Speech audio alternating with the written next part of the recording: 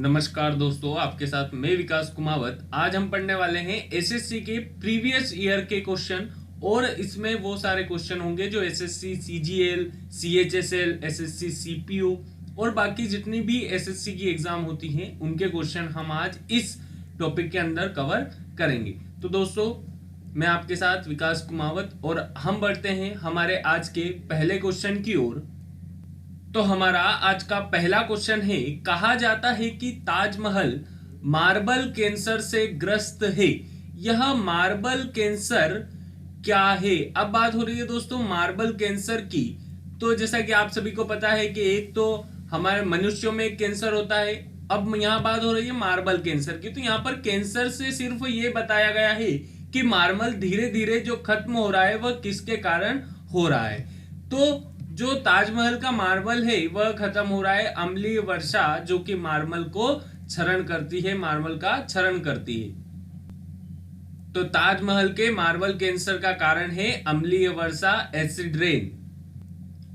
फिर हमारा next question है, कैंसर के उपचार में निम्नलिखित में से कौन सी उत्कृष्ट गैस उपयोग में लाई जाती है? यानी कि किस उत्कृष्ट गैस के कारण कैंसर का उपचार किया जाता है? तो कैंसर के उपचार के लिए एकमात्र उत्कृष्ट गैस प्रयोग में लाई जाती है जो है option D, radon. Radon gas का प्रयोग कैंसर के उपचार में किया जाता है।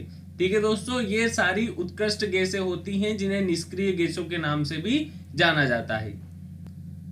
फिर हमारा नेक्स्ट क्वेश्चन जो कि एसएससी की एग्जाम में 2017 में पूछा गया है, आंसू गैस का घटक क्या है? यानी कि इनमें से कौन सा आंसू गैस में होता है? आपको पता होगा टीयर गैस के बारे में, जैसा कि कहीं भीड़ भाड़ में या लड़ाई दंगों में पुलिस और आर्मी के जवानों के द्वारा इसका प्रयोग किया जाता है। ठीक है दोस्तों, तो टीयर गैस का एक कंपोनेंट होता है, वो होता है क्लोरोपिक्रीन। ऑप्शन सी, क्लोरोपिक्रीन आंसू गैस टीयर गैस का एक कंपोनेंट होता है। फिर हमारा नेक्स्ट क्वेश्चन है, नेफ्थलीन का मुख्य स्रोत है। बात हो रही है दोस्तों नेफ्थलीन की, तो नेफ्थलीन का मुख्य स्रोत होता है कोलतार। हमारा ऑप्शन ए, यह भी एसएससी में कई बार पूछा जा चुका है। तो हमारा आंसर हो गया कोलतार नेफ्थलीन का मुख्य स्रोत होता है। फिर हमारा नेक्स्ट क्वेश्चन है, सबसे प्रचुर मात्रा में मिलने वाला तत्व क्या है? दोस्तों, ये क्वेश्चन में आपको, हम जब क्वेश्चन की सीरीज सॉल्व कर रहे थे तब मैं करवा चुका हूं और मैंने आपसे ये क्वेश्चन भी पूछा था। तो सबसे प्रचुर मात्रा में मिलने वाला तत्व है ऑक्सीजन। हमारा आंसर हो गया ऑप्शन सी, ऑक्सीजन। फिर हमारा नेक्स्ट क्वेश्चन है, उत्प्रेरक कन्वर्टर सामान्यतः किससे बनाए जाते हैं? जो कैटलिस्ट कन्वर्टर होते हैं वो इनमें से किसके द्वारा बनाए जाते हैं? तो जो उत्प्रेरक कन्वर्टर होते हैं वो बनाए जाते हैं संक्रमण धातुओं से। अब बात करें कि संक्रमण धातुएं किन्हें कहा जाता है, तो संक्रमण धातुएं जैसे प्लेटिनियम, पैलेडियम, रेडियम, ये सब क्या होती हैं? संक्रमण धातुएं होती हैं। अब फिर बात करें क्षारीय धातु, तो क्षारीय धातु मैंने जैसा कि आपको बताया था कि वर्ग ए के समूह को क्षारीय धातु कहा जाता है। फिर हमारा नेक्स्ट क्वेश्चन है, पौधे का आर्द्र पतन रोग किसके कारण होता है? तो जो पौधे में आर्द्र पतन रोग होता है, अब बात होती है आर्द्र पतन रोग की, तो इसमें पौधा धीरे धीरे खत्म होने लगता है। यानी कि धीरे धीरे पहले तो उसके जो है पत्ते गिर जाएंगे, फिर उसके शाखाएं सूखने लगेगी, इस प्रकार का यह रोग होता है।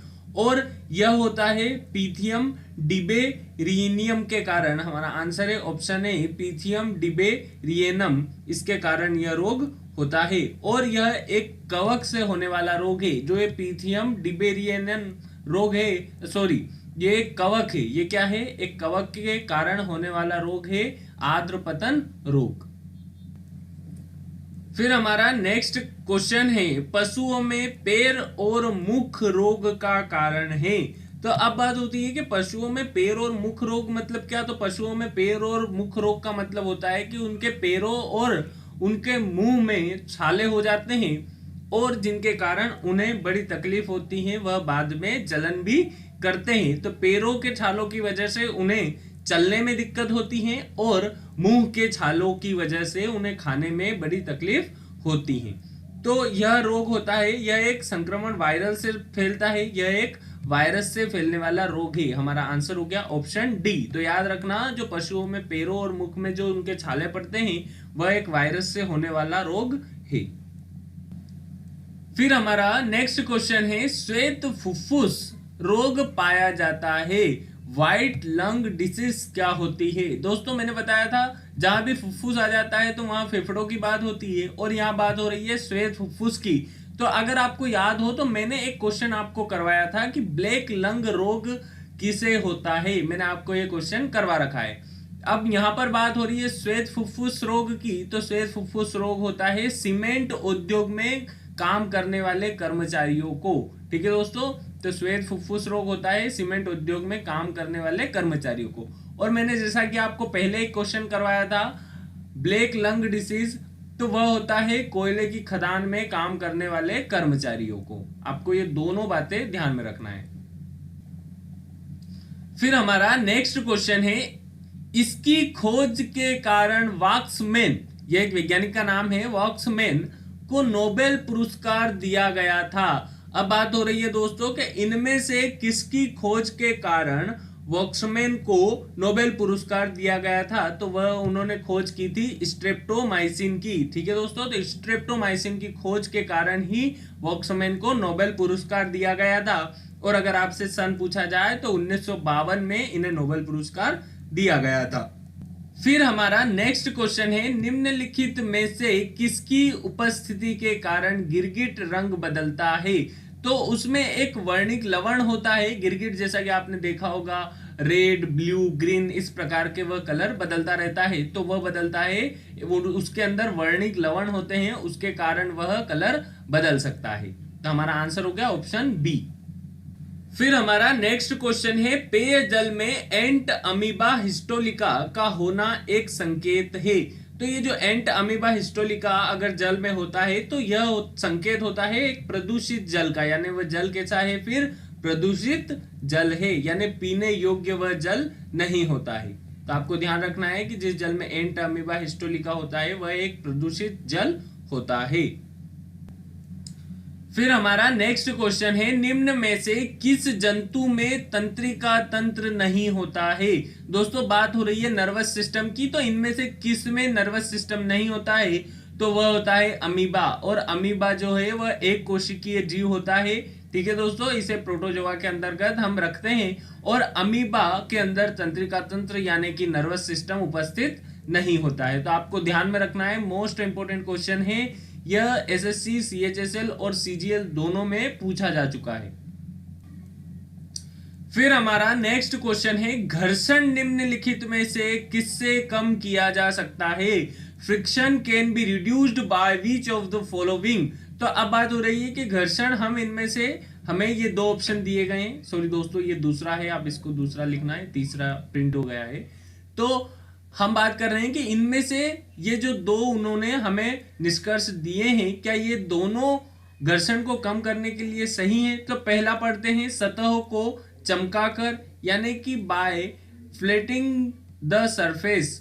अब बात करें एक सतह को चमकाकर। फिर नेक्स्ट है, उनके द्वारा बताया जा रहा है कि स्पर्श के क्षेत्रफल को कम करके, यानी हम स्पर्श के क्षेत्रफल को भी कम कर दें तो क्या जो घर्षण है वह कम हो जाएगा? तो दोनों इनके निष्कर्ष सही हैं, क्योंकि अगर सतह को हम चमकाएंगे, उनको यहाँ पर बोला जा रहा है कि उनको प्लेन करेंगे, उनको चिकना करेंगे, तो बिल्कुल चिकना करके हम घर्षण को कम कर सकते हैं। फिर बात हो रही है स्पर्श के क्षेत्रफल को कम करके। अब जब स्पर्श का क्षेत्रफल कम होगा तो घर्षण भी कम होगा, क्योंकि जो घर्षण है वह क्षेत्रफल पर डिपेंड होता है। क्योंकि जैसे ही अगर क्षेत्रफल बढ़ा तो संपर्क क्षेत्रफल बढ़ने के कारण घर्षण भी बढ़ जाएगा, और अगर क्षेत्रफल कम हुआ, संपर्क क्षेत्रफल कम हुआ, तो उससे घर्षण भी कम हो जाएगा। तो यहाँ पर दोनों निष्कर्ष सही हैं, तो हमारा आंसर हो गया सभी विकल्प सही हैं। तो हमारा आंसर है ऑप्शन डी।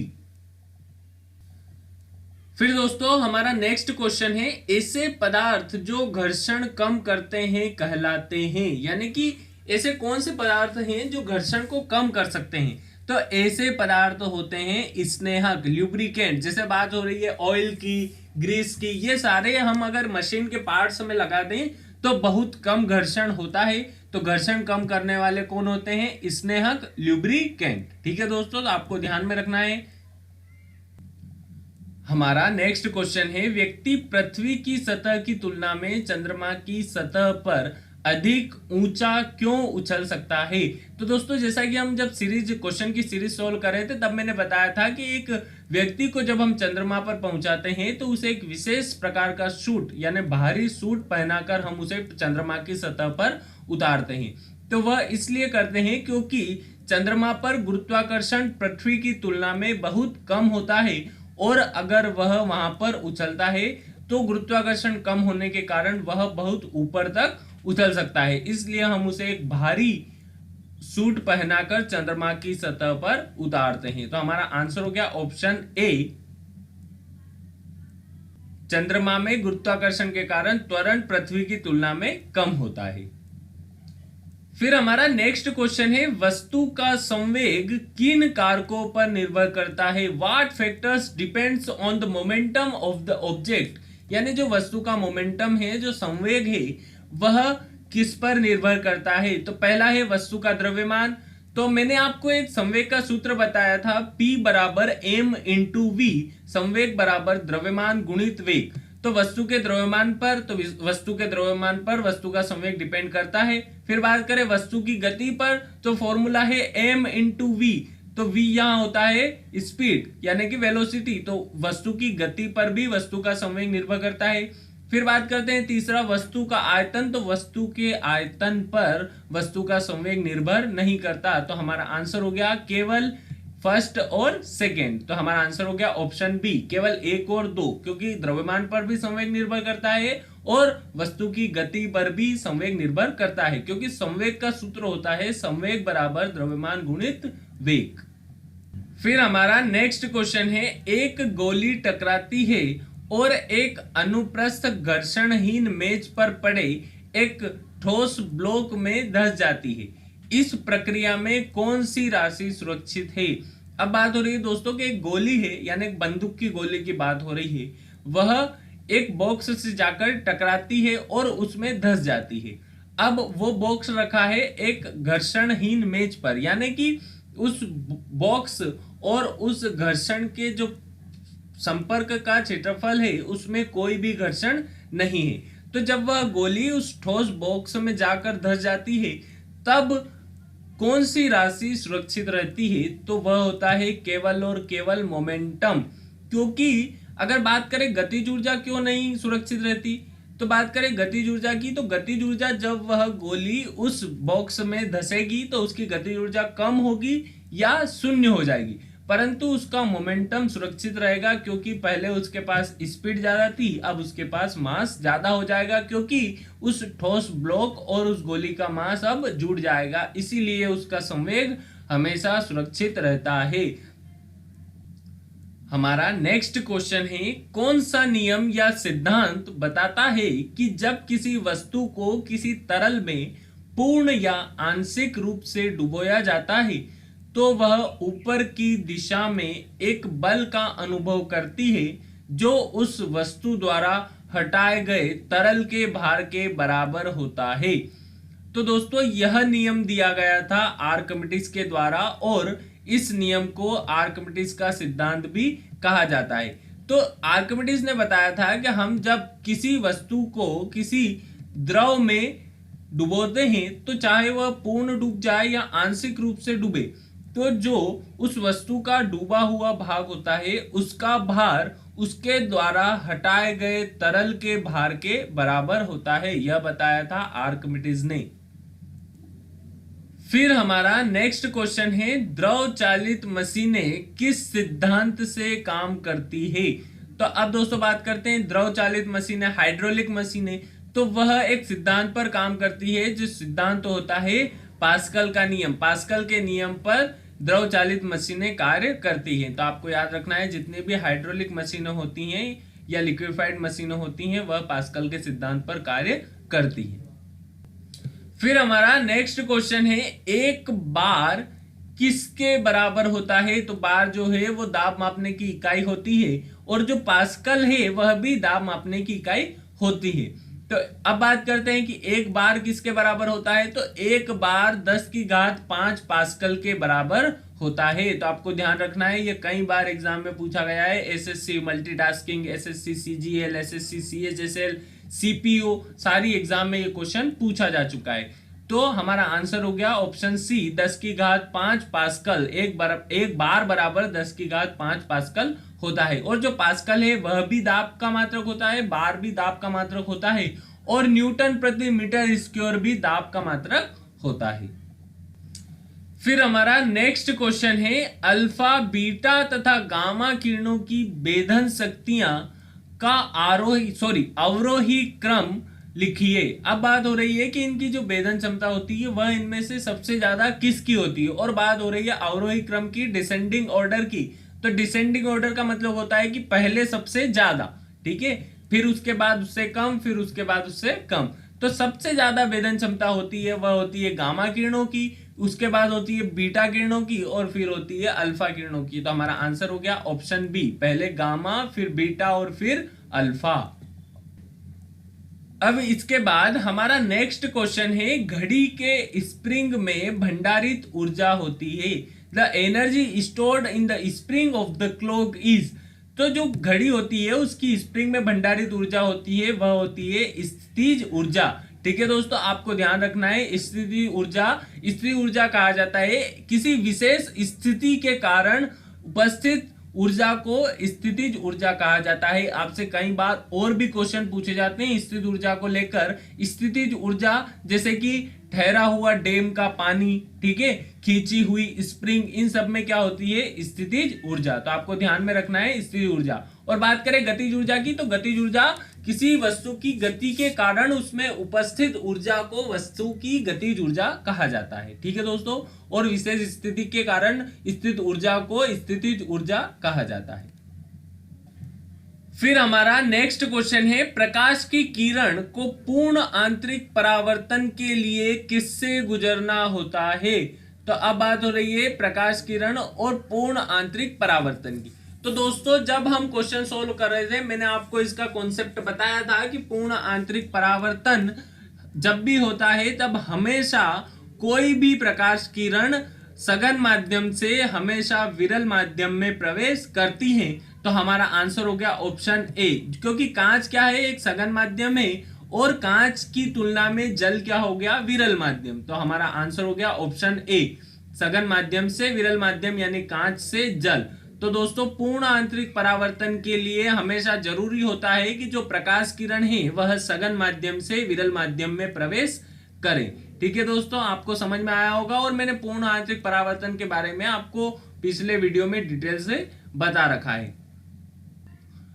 तो स्टूडेंट ये सारे वो क्वेश्चन थे जो एसएससी की जितनी भी एग्जाम होती हैं उनमें कई बार आ चुके क्वेश्चन हैं। आप चाहें तो प्रीवियस क्वेश्चन से क्रॉस चेक भी कर सकते हैं। ठीक है दोस्तों, परंतु दोस्तों क्रॉस चेक करने से अच्छा है, वैसे आप कर सकते हैं, कोई प्रॉब्लम नहीं है। और अगर आप वो नहीं करना चाहते हैं तो पिछले वीडियो को अच्छे से देखें। जितने भी मैंने पीछे वीडियो आपको पढ़ाए हैं, जितने भी लेक्चर लिए हैं, उन सारे वीडियो को देखें तो आपको जितने भी ये क्वेश्चन मैं करवा रहा हूं ये बहुत इजी लगेंगे, क्योंकि इनके कॉन्सेप्ट मैं उन वीडियो में बता चुका हूं। ठीक है दोस्तों, तो इसीलिए आज हम थोड़ी सी स्पीड से चल रहे हैं, क्योंकि मैंने इनके सारे कॉन्सेप्ट बता दिए हैं। तो अगर आपको ये पढ़ना हो कि एग्जाम में आए हुए क्वेश्चन कैसे सोल्व करते हैं, तो आप मैंने जितने भी 11-12 लेक्चर पहले पढ़ाए हैं उनको ध्यान से देखें, ताकि आपके कॉन्सेप्ट क्लियर हो। और दोस्तों मैंने ये क्वेश्चन